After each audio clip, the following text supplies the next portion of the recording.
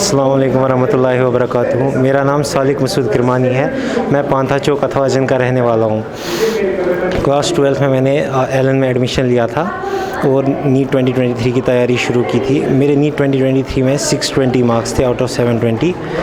और जो class 11th में मैं लोकल ट्यूशन से पढ़ता था, लेकिन मेरा बेस उतना स्ट्रॉन्ग नहीं था।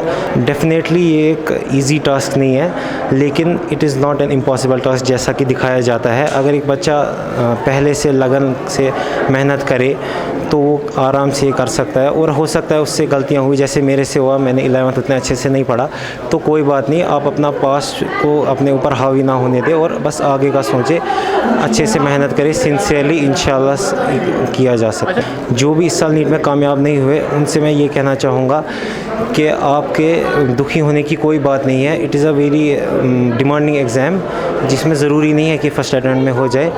इंशाल्लाह आपका भी होगा। आप एलन से पढ़ सकते हैं, टीचर से मिलजुल सकते हैं, वो आपको स्ट्रेटजी बताएंगे। हो सकता है आपकी प्रिपरेशन में कुछ कमी रह गई हो, जो कि टीचर से मिलके ही पता चलता है। मुझे भी उनसे मिलके ही पता चला था कि कैसे प्रिपरेशन करना होता है और क्या होता है सब।